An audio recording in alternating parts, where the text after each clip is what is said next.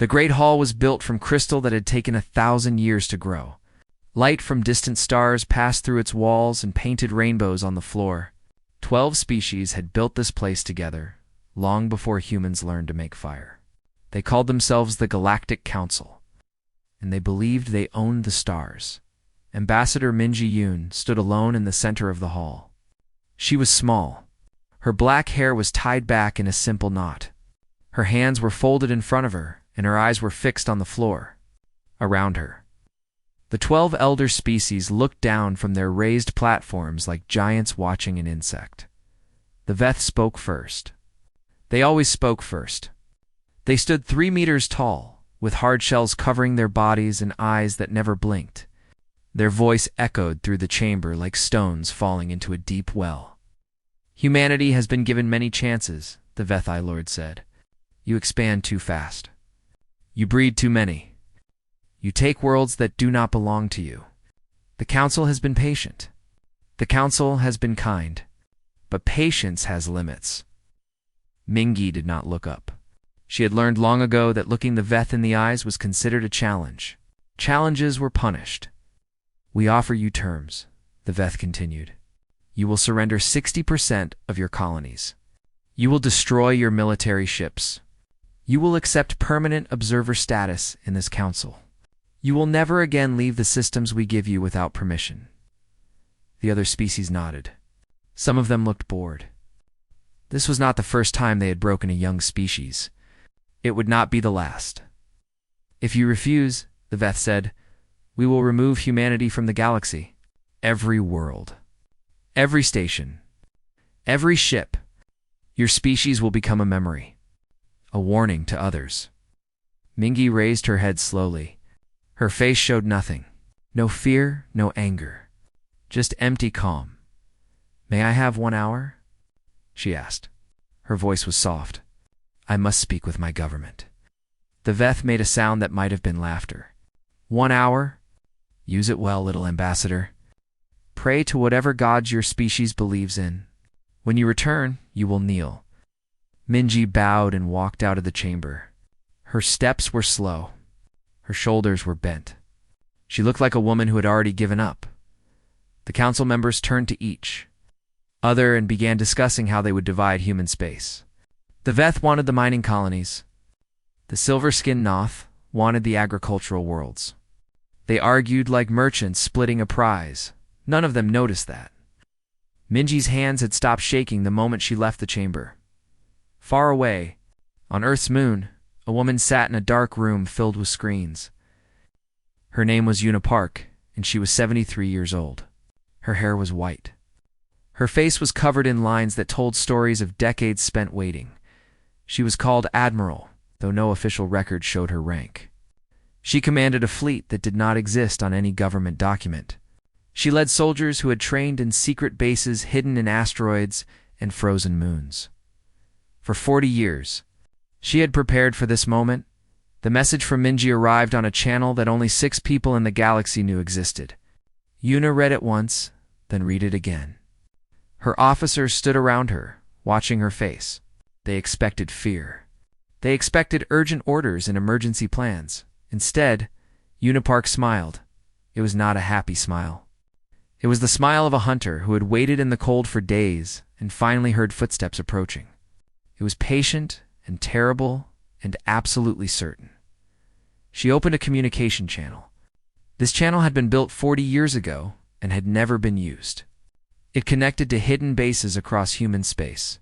2 shipyards carved into the hearts of dead worlds. 2 factories that had been building weapons while the galaxy believed humanity was weak. Una spoke 2 words into the channel. At last. Across the stars, lights began to turn on in places that had been dark for decades. Engines that had never fired roared to life. Men and women who had spent their lives training for a war that might never come received their orders. On Europa. Beneath a sea of ice, a fleet of warships began rising toward the surface. On Mars, soldiers put on armor that no alien species had ever seen. In the asteroid belt, weapons platforms that looked like mining stations began charging their cannons. Humanity had not been weak. Humanity had been waiting. Yuna turned to her officers. General Tai Ho Kong stood to her right. He was a large man with scars on his hands from fights he never talked about.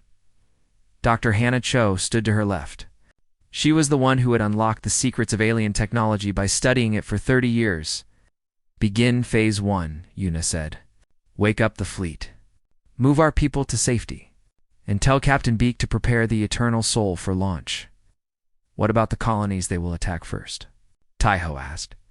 We knew which worlds we would lose, Yuna said. Her voice was cold and steady. We have already moved everyone who wanted to leave. Those who stayed chose to fight. They know what to do. And the council? Yuna looked at the screens, showing the crystal chamber far away. The alien lords were still arguing over territory they thought they had already won. They believe they are predators, she said. They believe we are prey. They are about to learn that some prey has teeth. An hour passed. In the Great Crystal Hall, the council waited for Ambassador Minji-Yoon to return. They expected her to kneel. They expected tears and begging and surrender. The doors opened. Minji walked back to the center of the chamber. This time her shoulders were straight. This time, she looked the Veth High Lord directly in his unblinking eyes. Humanity has considered your terms, she said. Her voice was clear and strong and carried no trace of fear. We decline. The chamber went silent. No species had refused the council in 3,000 years. Then you have chosen death, the Veth said. Minji smiled. It was the same smile Yuna Park had shown on the moon. Patient, terrible, certain. No, she said. We have chosen war, and you have no idea what you have started. She turned and walked out of the chamber. Behind her, the council declared war on humanity. Believing they were announcing an execution, they did not know they had just walked into a trap 40 years in the making.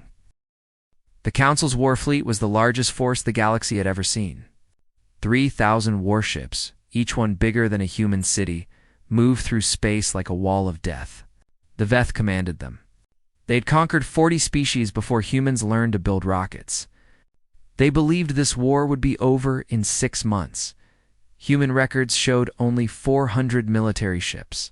Old ships. Slow ships. Ships that were 50 years behind Council technology. The aliens laughed when they reviewed the numbers. This would not be a war. This would be a cleaning. They sent their first attack group to Titan Colony, a mining settlement on one of Saturn's moons. 500 Council ships against 30 human defenders. The Veth commander expected to destroy the colony in a single day. General Tai Ho Kong was waiting for them. He had only 2,000 soldiers. The enemy had 100,000. But Tai Ho had been preparing for this fight his entire life.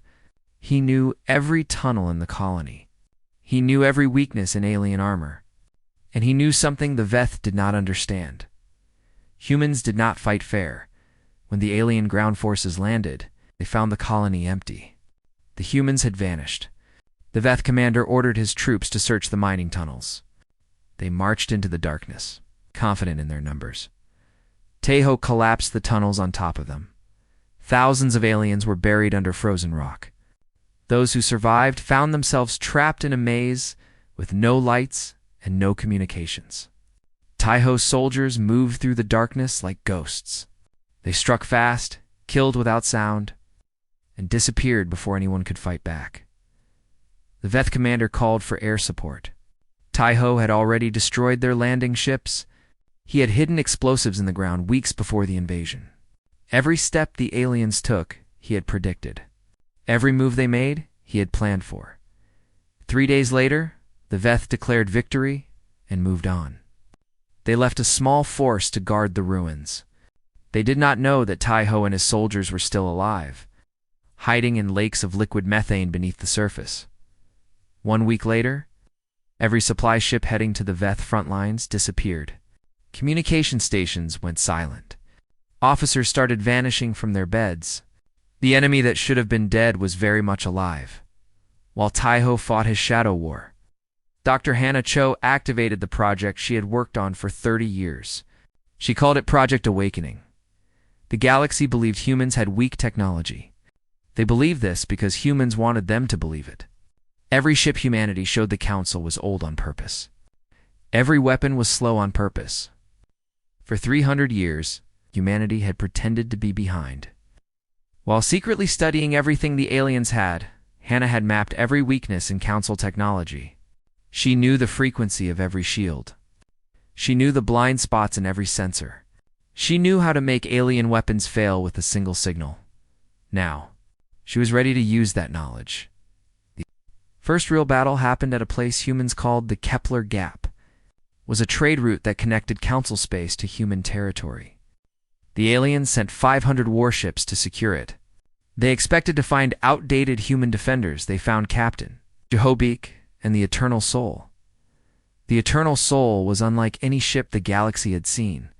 It was black, shaped like a blade, and covered in weapons that should not have existed. It was followed by 50 sister ships, each one built in secret.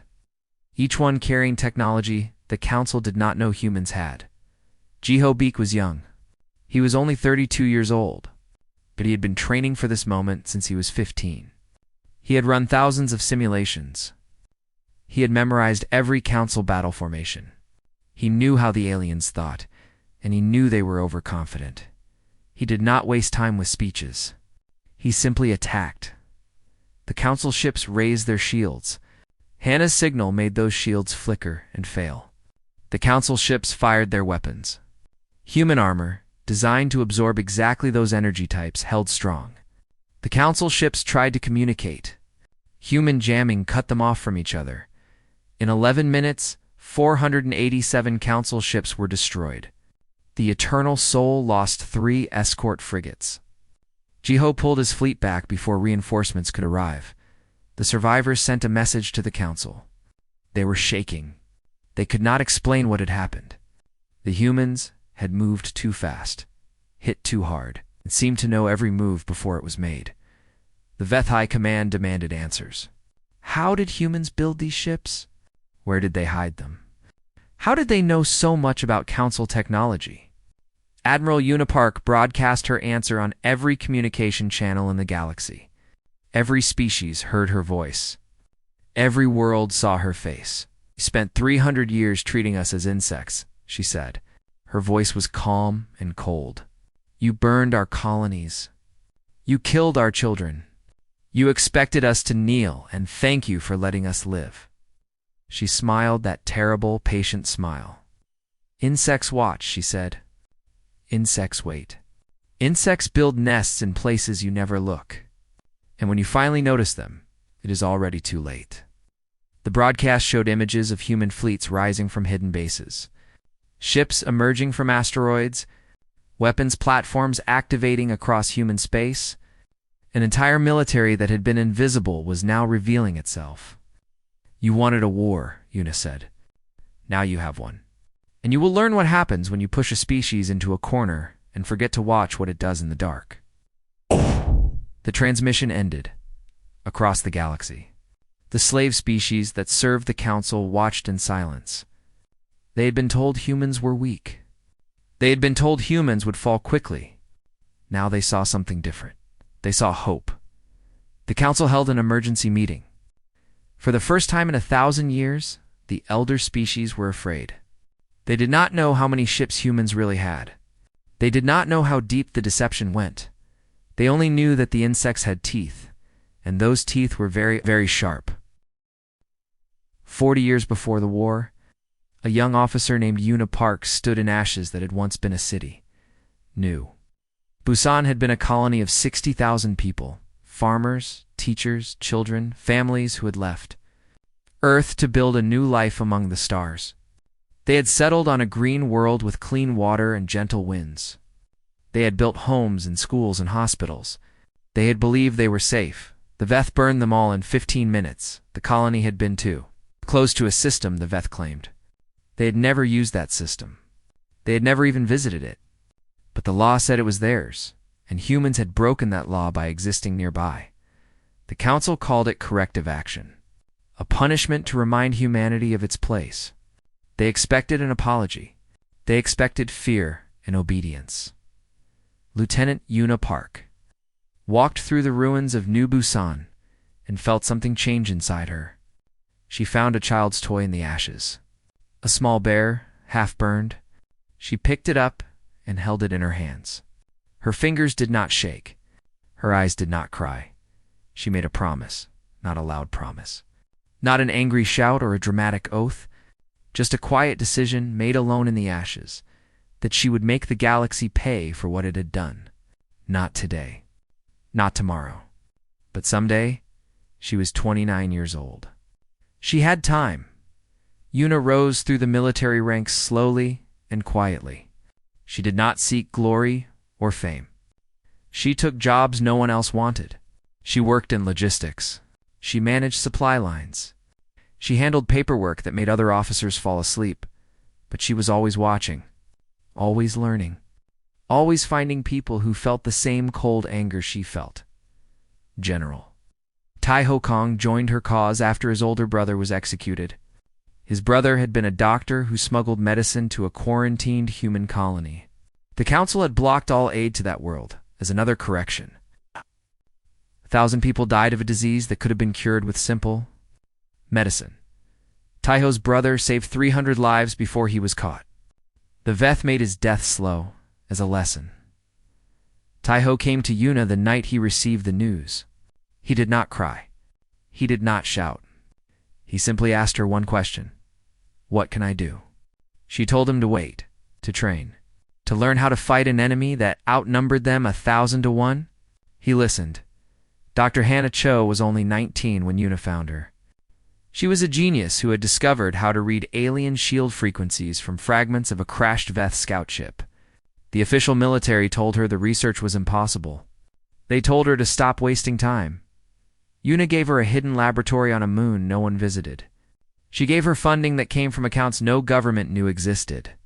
She gave her 30 years to learn everything about council technology. Hannah did not waste a single day together. They formed a group with no name. Later, others would call them the Quiet Hand. They had no flag, no anthem, no recognition. They existed in shadows, in secret meetings, in messages that erased themselves after being read. The elected governments did not know about them. The official military did not know about them. Ambassador Mingi-yoon spent her entire career pretending humanity was weak, playing the role of a scared diplomat while knowing that behind her, an invisible army was growing. Building the hidden fleet took 20 years. Una found shipyards in places no one looked. Asteroids that seemed like dead rock. Moons covered in ice. The cores of planets that had been hollowed out centuries ago. By mining operations and then abandoned, workers came from everywhere. Engineers who had lost family to council corrections. Scientists who had been told their ideas were too dangerous. Soldiers who had watched their friends die in pointless border skirmishes. They worked without pay. They worked without recognition. They worked because they believed in something bigger than themselves. The ships they built were beautiful and terrible. Black holes that absorbed sensor signals, engines that left no trace. Weapons designed specifically to break council defenses. Una made them wait. Again and again, officers came to her asking when they would strike. Young people burned with anger. Old people were tired of hiding. She told them all the same thing. But the time is not right. She knew that humanity could not win a war of anger. They needed the galaxy to see who the council truly was. They needed the elder species to start the fight to prove their cruelty. To show every watching civilization that humanity was the victim. When they attack us, she told her officers, we will not be conquerors. We will be defenders. And the galaxy will remember who fired first. So they waited. For 40 years they trained and built and planned. For 40 years Una carried the burned toy bear from New Busan in her pocket. For 40 years. She smiled at council diplomats and bowed her head and let them believe humanity was broken. And then the council declared war. Una stood on the bridge of her command ship. Surrounded by officers who had given their lives to this moment, they were not young anymore. Tai Ho's hair was gray. Hannah's hands had spots of age. They had spent their best years preparing for a war they were not certain would ever come. Now it was here. An aide asked Yuna if she felt happy. She shook her head. Happy is not the right word, she said.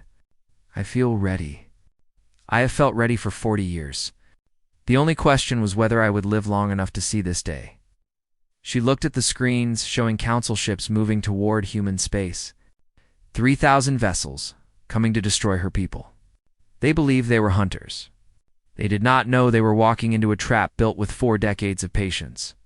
Yuna Park touched the burned bear in her pocket. For New Busan, she whispered.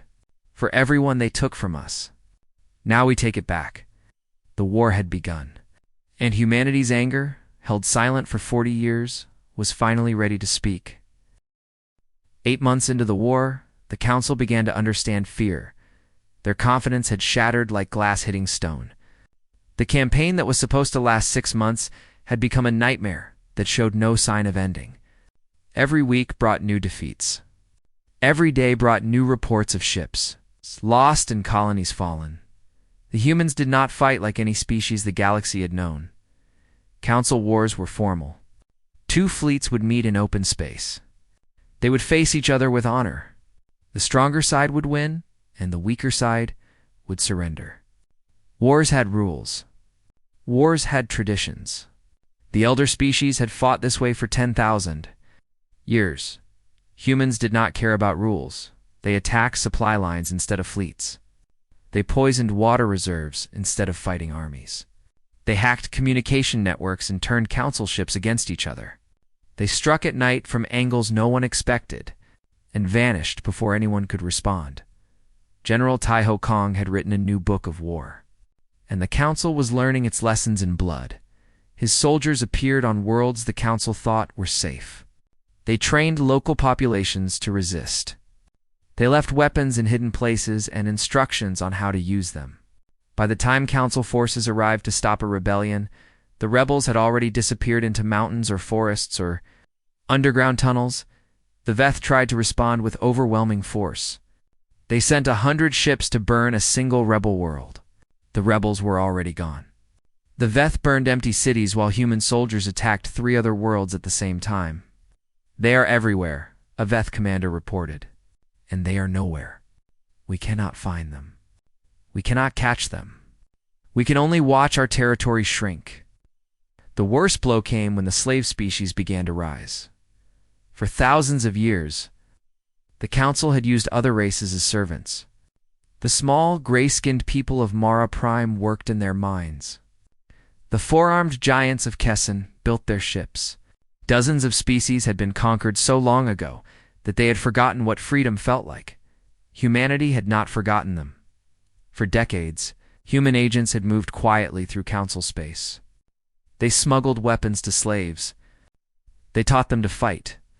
They told them stories of a species called humanity that had refused to kneel. Now those seeds grew into fire. Mara Prime rebelled first. The small gray people who had mined council metals for 1,000 years put down their tools and picked up guns. The Veth sent troops to crush them. Human ships arrived first, delivering weapons and supplies and soldiers who showed the Morans how to defend their world. Kessin fell next. Then the ice world of Belon. Then the forest moon of Thera. 12 slave species rose against their masters in a single month. The Council's empire was not just losing to humanity, it was eating itself from inside. Captain Jihobik led the attack on the Veth home system. His target was not the planet itself, but the orbital shipyards that built Council warships. 200 years of construction floated in rings around the Veth homeworld. It was the heart of their military power. Jiho brought 60 ships. The shipyards had 300 defenders. He broadcast one message before the attack. You called us vermin. You were right. Vermin survive. The battle lasted for hours. Jiho lost 20 ships. The Veth lost everything. The shipyards burned bright enough to see from the planet's surface. 100 million Veth watched the sky turn orange and knew their empire was falling. On the ground, Taiho Kung led the assault on Ashfall Prison. It was a world covered in gray dust and gray buildings, where the Council sent humans who had committed crimes against galactic order. 3 million people had been held there in forced labor camps. They built weapons for the armies that killed their families. Taiho landed with 10,000 soldiers. The prison guards numbered 50,000. But the guards had heard stories about what happened to those who hurt human prisoners. They had seen the footage of council officers who had been cruel. Humans did not take prisoners who had committed atrocities. They did not grant mercy to those who had shown none. The guards surrendered without fighting. They dropped their weapons and raised their hands and begged for their lives. Taiho walked past them without speaking. He did not have time for fear. In the camp's central yard, 3 million humans saw their own soldiers for the first time. Many of them had been prisoners for decades. Many had been born in the camps and had never seen Earth's sun or breathed free air. Taiho stood before them. He was not good at speeches. He did not know the right words. So he said the only thing that mattered. "You're free," he told them, "and you are not alone. Humanity has come for you." The sound that rose from the crowd was not cheering. It was something deeper. It was the sound of people who had given up hope suddenly finding it again. Some of them cried. Some of them laughed. Some of them simply stood in silence and let the words sink into their bones, far away. In the crystal halls of what remained of council space, the elder species met in panic. 3 of the 12 original members voted to surrender. They wanted to negotiate. They wanted to end the war before they lost everything. The Veth refused. Surrender was not in their nature. They had ruled the galaxy for 10,000 years.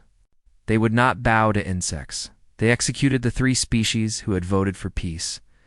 They called them traitors and cowards. They broadcast the executions to show that the council would never give up.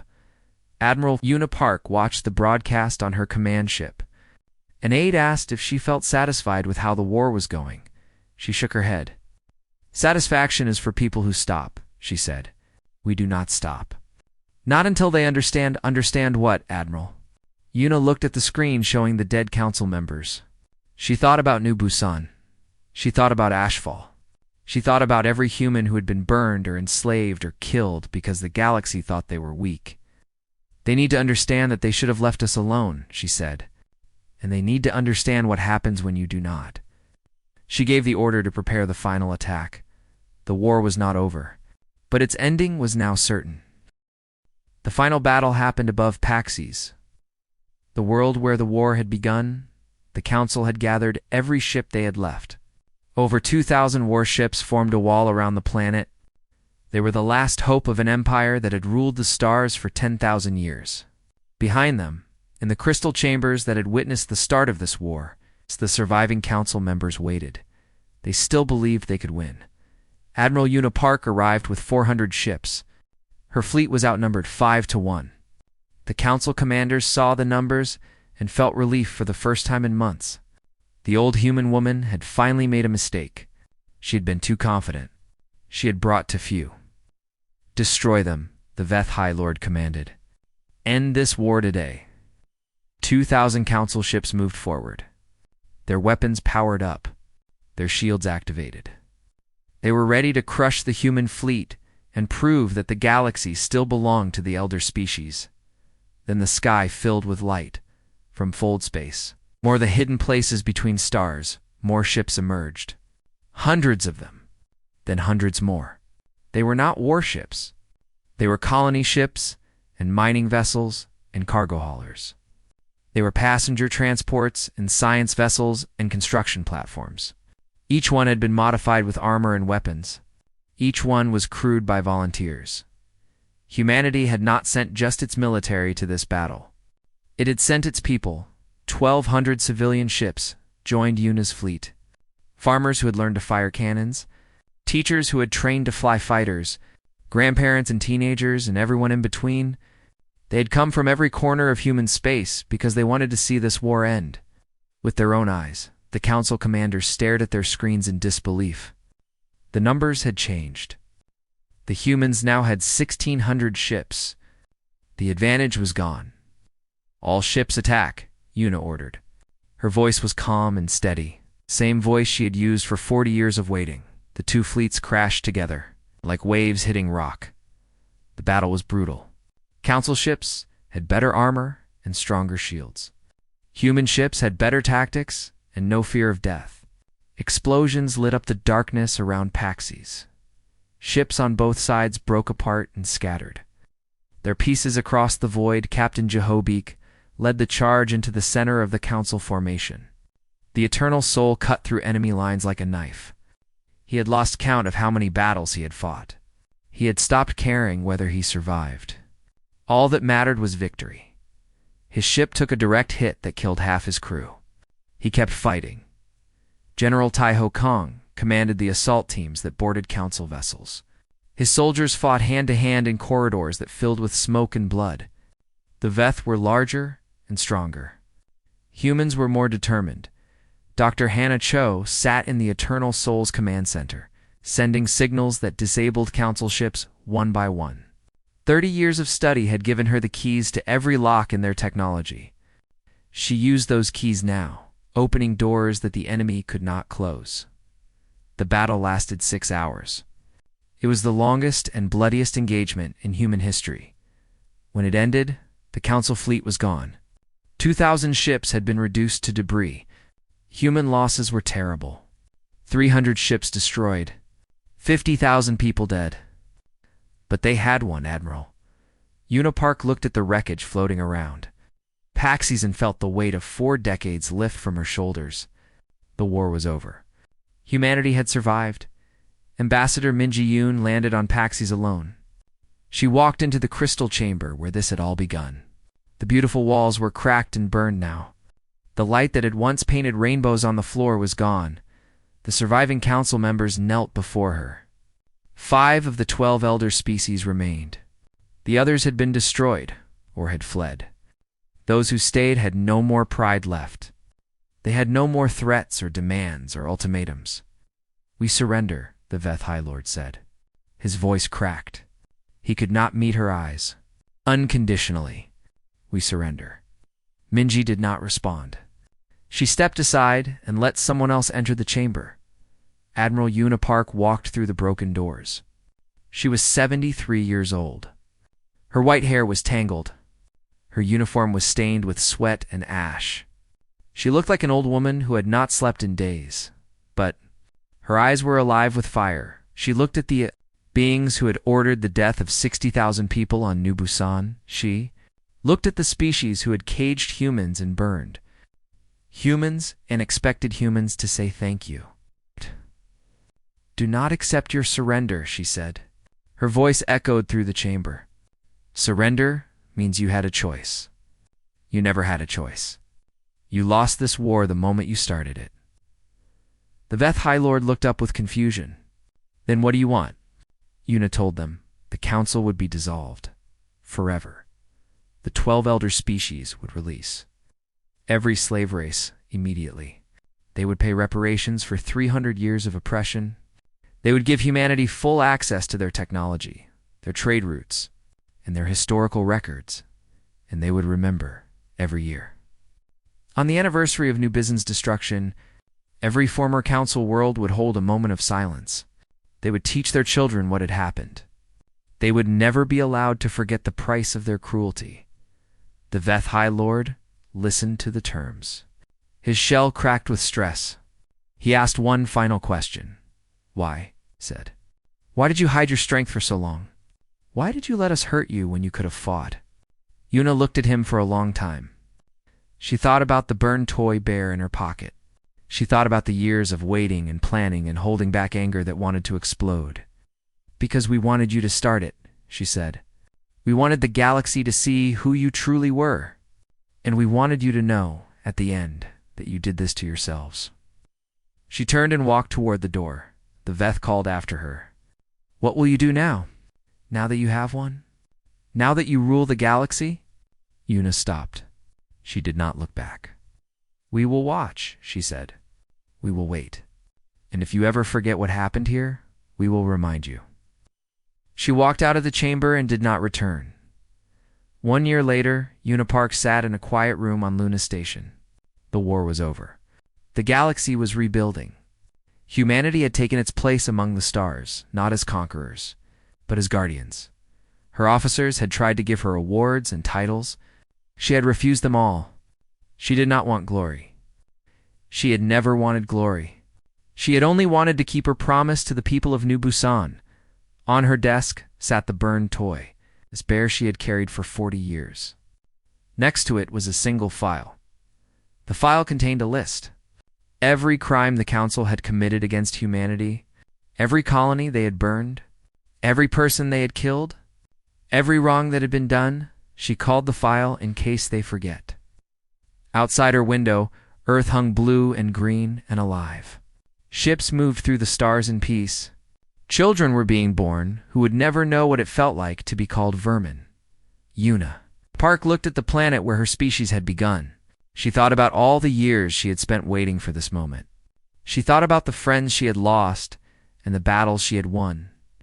At last, she allowed herself to feel something like peace, but she kept the file on her desk, just in case.